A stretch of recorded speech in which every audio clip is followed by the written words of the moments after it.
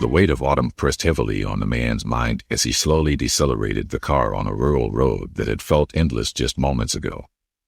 The turn signal hummed in the surrounding silence as he veered off the main road onto an overgrown gravel trail.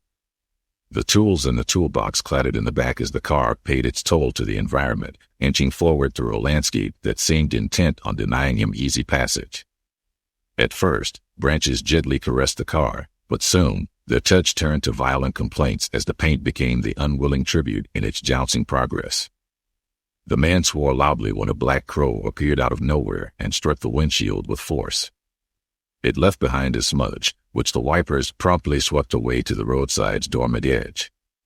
Still, there was no ignoring the crow's accusatory gaze as it glided past at eye level. With a shiver of unease, he tried to shake off the vision and gulped down the last remnants of his coffee, which had long gone cold. The taste was nothing to write home about, but hopefully, the caffeine would do its job. His mind wandered to the summer cottage awaiting him at the end of the road. Finally, it was his, and he saw nothing but potential, even though both family and friends had advised against it. Admittedly, he was no master craftsman, but he knew that he always finished what he started. His spirits lifted at the thought, and soon his fingers drummed a silent tune on the steering wheel, which in turn made him chuckle to himself. Meanwhile, and very gradually, the vegetation along the road transitioned from unruly forest to a more orderly birch-lined avenue. Whether nature itself or human hands were responsible, he couldn't initially tell. But it exuded an inherent strength only found in the passage of generations. The birch trees whispered, but he wasn't ready to hear what they were trying to tell him. Instead, he listened to the road leading him to the cottage, which first appeared as a distant suggestion but soon revealed itself in all its former glory as he reverently turned into the old courtyard.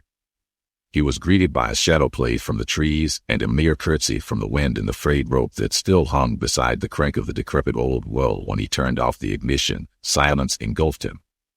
It enveloped him for a moment before he took a deep breath and stepped out of the car. Carefully, he stretched his stiff body toward the treetops, taking in his surroundings. Beyond decades of decay, he could still glimpse the joy of the past, the sense of home and life. His steps guided him past the sprawling oak, which must have once been the cottage's pride and the heart of the courtyard.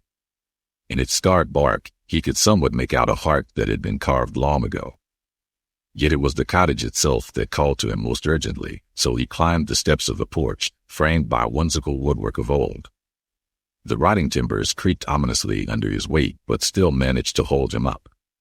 Meanwhile, his fingers traced the intricate nooks and crannies of the woodwork. Inadvertently, flakes of paint fled his touch and floated involuntarily to the ground below. To the final dance of the last paint flake, he unlocked the door with a more than justifiably rusty key. The door groaned at the intrusion but reluctantly yielded.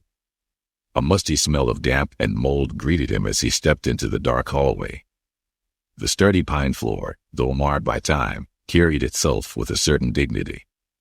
The walls were painted white and once adorned with blue folk art paintings, which felt both oddly fitting and dissonant, considering the house was squarely in the region of Skald. Startled, he glanced upward as something flitted over his head, only to chuckle softly when he saw it was the chain to the attic hatch, swinging before his eyes. The hatch beckoned, stirring his curiosity, so he pulled it down only to be engulfed by decades of accumulated neglect. This sent him scurrying back onto the porch to brush himself off. He then walked back into the cottage, this time bypassing the hallway and the attic hatch. Those could wait until he had changed into work clothes. Instead, the old kitchen commanded his attention. He meekly crossed the threshold to the ancient stove, blackened from generations of use, but still standing strong. He slowly ran his fingers across the mortar and the stone. Built to last, he thought. Turning, he peered through the hand-blown glass of the front-facing window. The view revealed how well-planned the house was, for from the stove, he could see not just the courtyard, but also much of the path that had led him here. Thrilled by this realization, he turned toward the gable window and found a similar thoughtfulness there, though no courtyard to be seen. Instead, his eyes alighted on the root cellar and an overgrown garden patch, and beyond it, fields upon fields. He looked upon the cottage with newfound respect for those who had come before him. Surveying the kitchen, even in its furnitureless state, he could discern what had once been. Curbett's folk art painting had also found space here, though in green shades, resting atop a soothing gray lacquered panel. Partially obscured by an older white wallpaper with tiny red flowers swirling as if caught in a dance by the summer winds across a flowery meadow. The floor, however, grounded the space with its aged and stained wooden boards. Here and there, the floor's shades revealed where a cabinet or a kitchen bench once stood. It also showed that life in this old house, like many others, had largely revolved around the fireplace, the sole warming center of the home. It was there in the muck that he inadvertently stepped on an old pocket knife with a wooden handle. He picked it up and held it to the light, studying it. It was well worn by all of the hand that once held it, the blade now but a shadow of its former self. More than pleased with his initial impressions, the man proceeded to the cottage's other room, the chamber, a place where people had loved, mourned, laughed, and cried. Reverently, he looked at the round cast-iron stove and the towering chimney behind it, framed by dark green floral wallpaper, which had suffered somewhat from the ravages of time, much like the dated chest of drawers next to it. Moisture had taken its toll on the window, long ago. It was rotting in several places.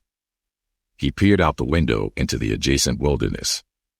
Just as he drifted off once again lost in thought, a hesitant footstep echoed from the hallway. Startled, he turned. He should be completely alone here. He hurried toward the entrance of the hallway, but was tripped up by a floorboard that chose that moment to give way. The man tumbled headlong to the ground, rewarded with a gash on his forehead in addition to the usual aftermath of a fall.